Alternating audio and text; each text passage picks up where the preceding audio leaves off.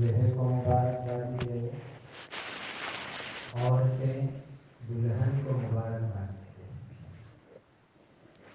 جو محرم ہو وہ بھی دلہن کو مبارکباد دے سکتے ہیں، لیکن یہ مبارکبادی دینا چاہیے۔ خود حضرت نبی کریم صلی اللہ علیہ وسلم سے مبارکبادی دینے کے کلمات بھی حدیث شریف میں آئے ہیں۔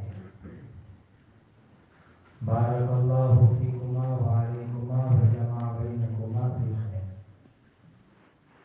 اگر عربی میں دعا یاد نہ ہو تو اپنی زبان میں دے دیجیے برکت کی دعا، لیکن یہ برکت کی دعا دینی چاہیے، یہ سنت ہے۔ دوسری ایک خاص بات، لوگ ولیمے کی نسبت سے کھانے کی دعوت دیتے ہیں،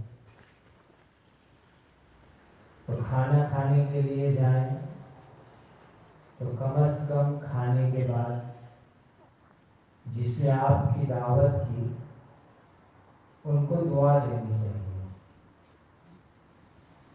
ایسے بھی جس کے یہاں دعوت کھائے تو دعوت کھانے کے بعد دعا دینی چاہیے۔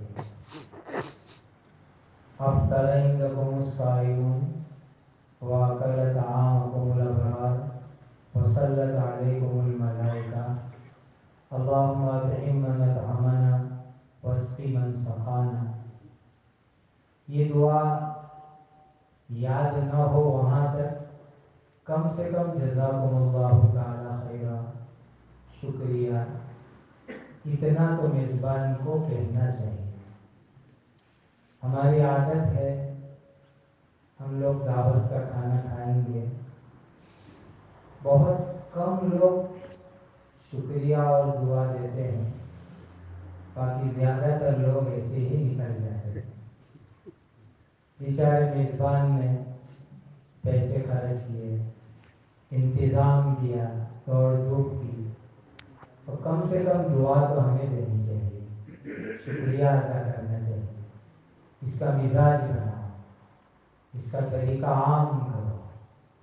اور غلط طریقہ اس میں ایک یہ بھی ہے کہ لوگ کھانے کے متعلق عیب نکالتے ہوئے جاتے ہیں کہ اس نے دعوت کی، کھانے میں یہ کمی رہی، کھانا ایسا رہا، ایسا رہا، عیب نکالتے ہیں۔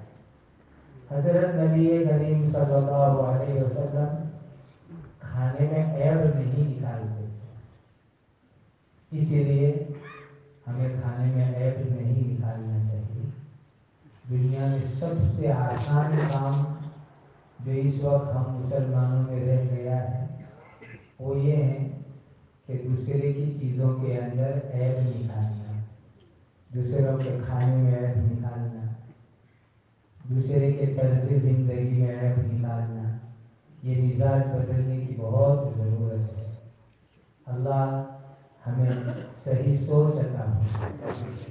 خود حضرت تھانوی رحمۃ اللہ علیہ نے ایک جوکس کے انداز کا قصہ لکھا ہے کہ ایک آدمی کے یہاں شادی ہوئی تو اس نے بہت شاندار دعوت کی، اور جتنے لوگ شادی میں آئے تھے سب کو ایک ایک جوڑی کپڑے بھی ہدیے میں دیے، دعوت کے ساتھ ایک ایک جوڑی کپڑے بھی دیے، یعنی کچا کپڑا بغیر سلا ہوا۔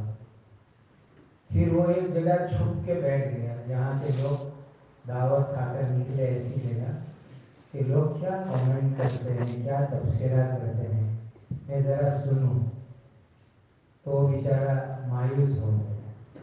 لوگ کھا کر کے ہاتھ میں کپڑے کی تھیلی لے کر کے جا رہے ہیں اور آپس میں بات کر رہے ہیں، بڑا مالدار آدمی ہے، اگر 2 جوڑی کپڑے دیتا تو کیا کم ہو جاتا، ایک ہی جوڑی دیے۔ یہ ہے انسانوں کا مزاج۔ تو یہ عیب نکالنے والا مزاج ختم کرو، کسی کی بات میں، کسی کے کام میں۔ اللہ تعالی ہم سب کو سنتوں والی زندگی عطا فرمائے۔ نکاح کے بعد دلہے دلہن کو مبارکبادی دیجیے، کسی کے یہاں بھی دعوت کھانے کے لیے جائیے، شکریہ ادا کیجیے، مسنون دعائیں پڑھ کر کے دعا دیجیے، اور عیب نکالنے کی عادت سے اللہ ہم سب کو توبہ کی توفیق عطا فرمائے۔ وآخر دعوانا الحمد للہ رب العالمین۔